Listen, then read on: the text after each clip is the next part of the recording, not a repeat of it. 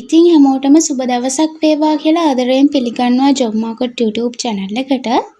ඔන්න සාමාන්‍ය පෙළ විභාගයට 6.2ක ප්‍රතිඵලයක් තියෙන ඔයාට රජයේ විශ්‍රාමික වැටුප් සහිත රැකියාවක් නිකුත් කරලා තියෙනවා. ඉතින් කොහොමද මේ තනතුරු සඳහා ඇප්ලයි කරන්න සහ මොනවද අවශ්‍ය කරන සුදුසුකම් කියලා ඔයාලට මේ වීඩියෝ එකෙන් A to Z බලා ගන්න පුළුවන්. ඉතින් වීඩියෝ එක skip නොකර අවසන් වෙනකම් බලන්න කියලා මතක් කරනවා. ඉතින් ඔයා දැනටම ජොබ් මාකට් YouTube channel එකත් එක්ක එකතු වෙලා නැත්නම් අපිව subscribe කරගෙන යන්නත් අමතක කරන්න එපා. ඉතින් අපේ WhatsApp channel එකට join වෙන්න ඔයාලට පුළුවන් ඒ හරහා ආයුධම්පත් ලබා ගන්න. ඉතින් අපි යමු අද වීඩියෝ එකට. ඉතින් ඔන්න අධිකරණ සහ ජාතික ඒකාබද්ධතා අමාත්‍යාංශය විසින් කාර්යාල සේවක යන තනතුරට ඔන්න ආයුධම්පත් කැඳවලා තියෙනවා.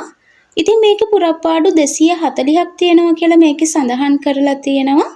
ඉතින් මේ තනතුරු ස්ථීර තනතුරු විශ්‍රාම වැටුප් හිමි වෙනවා කියලාත් සඳහන් කරලා තියෙනවා. ඒ වගේම මේ තනතුරට අදාළව අවුරුදු 3ක පරිවාස කාලයකට යටත් වෙනවා කියලාත් මේ නිවේදනයේ සඳහන් කරලා තියෙනවා. ඉතින් මේ තනතුරට අදාළව සිදු කරන්න ඕනේ කාර්යයන් සඳහන් කරලා තියෙනවා මෙන්න මේ විදියට.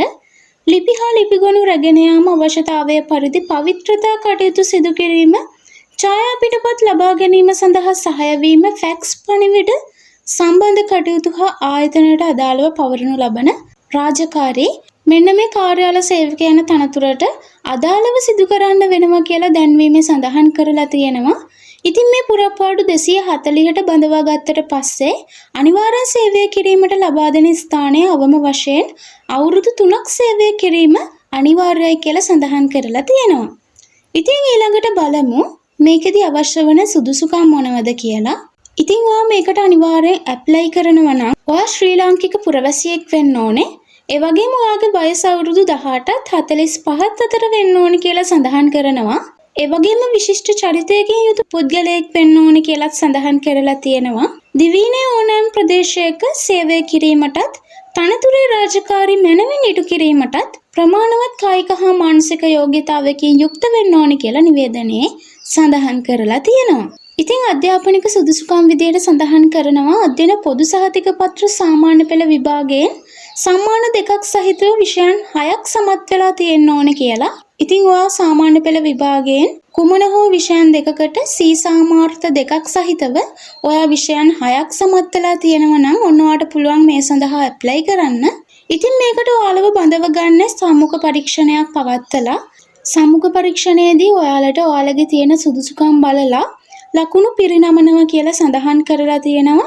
ඉතින් මේ ලකුණු වලින් වැඩිම ලකුණු ගන්න පුද්ගලයන්ව බඳව ගන්නවා කියලා තමයි සඳහන් කරලා තියෙන්නේ. එතකොට මෙන්න මේ ලකුණු වලින් ඔයාලා ලබාගෙන තියෙන වෘත්තිමය සුදුසුකම් වලට ලකුණු 5ක්, සංනිවේදන හැකියාවට ලකුණු 10ක්, ඒ වගේම ඔයා උසස් පෙළ සමත් කෙනෙක් නම් ලකුණු 5ක් පිරිනමනවා කියලා සඳහන් වෙනවා. ඒ වගේම සාමාන්‍ය පෙළ විභාගයෙන් ගණිතය සහ ඔයාලගේ මව් භාෂාව, ඒ වගේම දෙවන රාජ භාෂාව, ඉංග්‍රීසි භාෂාව සහ වෙනත් භාෂා සඳහා සාමර්ථ්‍යයක් ලැබලා තියෙනවා නම් ලකුණු 10ක් හිමි වෙනවා කියලා සඳහන් කරලා තියෙනවා. ඒ වගේම පෞරුෂයට ලකුණු 5ක්ද, බාහිර ක්‍රියාකාරකම්, ක්‍රීඩා, සමාජ සේවා වලට ලකුණු 5ක් පිරිනමනවා. සමුඛ පරීක්ෂණයේ දක්වන කුසලතාවලට ලකුණු 10ක් වශයෙන් මුළු ලකුණු 50ක් හිමි වෙනවා කියලා නිවේදනයේ සඳහන් කරලා තියෙනවා. ඉතින් මේ තනතුරේදී රුපියල් 40000ක මූලික වැටුපක් ඔයාලට හිමි වෙනවා. ඉතින් මේ රුපියල් 40000ට 17800ක ජීවන වියදම් දීමනාවකුත් හිමි වෙනවා කියලා නිවේදනයේ සඳහන් කරලා තියෙනවා. ඉතින් ඊළඟට සඳහන් කරලා තියෙනවා ඔයාලගේ ආයුධම් පත්‍රයත් සමග සර්ටිෆිකට් වල පිටපත් එවන්න කියලා. උපැන්න සහතිකයේ සහතික කළ පිටපතක්, ඒ වගේම ජාතික හැඳුනුම්පත හෝ වළංගු විදේශ ගමන් බලපත්‍රයේ සහතික කරන ලද පිටපතක් එවන්න කියලා සඳහන් වෙනවා. ඉතින් ඔයාලගේ අධ්‍යාපනික සහතිකවල සහතික කළ පිටපත් සමග ග්‍රාම නිලධාරී සහතිකයේ මුල් කොපිය මෙන්න මේ ආයුධම්පතත් එක්ක අමුණලා යොමු කරන්න කියලා සඳහන් කරනවා. ඉතින් මේකෙදි ඔයාලට ආයුධම් පත්‍රයක් දීලා තියෙනවා. ඉතින් අපේ WhatsApp channel එකට join වෙන්න ඔයාලට පුළුවන් ඒ හරහා ආයුධම් පත්‍රය ඩවුන්ලෝඩ් කරගන්න.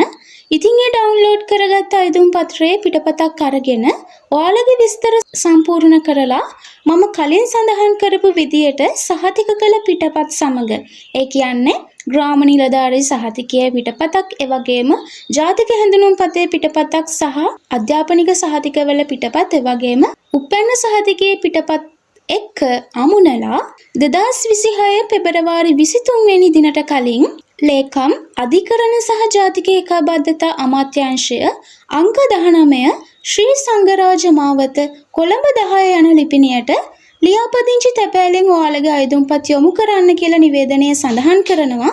ඉතින් ඔයාලා අයදුම් පත්‍රයේ යවන ලියුම් කවරේ වම්පස ඉහළ කෙළවරේ කාර්යාල සේවක සේවයේ 3 වන ශ්‍රේණිය සඳහා සමුග පරීක්ෂණයට සහභාගී වීමේ අයදුම්පත ලෙස සඳහන් කරලා අයදුම්පත යොමු කරන්න කියලා සඳහන් වෙනවා. ඉතින් ඔයාලා මේකට ඇප්ලයි කරනවා නම් අනිවාර්යයෙන්ම 2026 පෙබරවාරි 23 වෙනි දිනට කලින් අයදුම්පත යොමු කරන්න කියලා මතක් කරනවා. ඉතින් සාමාන්‍ය පෙළ විභාගයට 6.2ක ප්‍රතිඵලයක් තියෙන ඔයාලට ඔන්න පුළුවන් මේ සඳහා ඇප්ලයි කරන්න.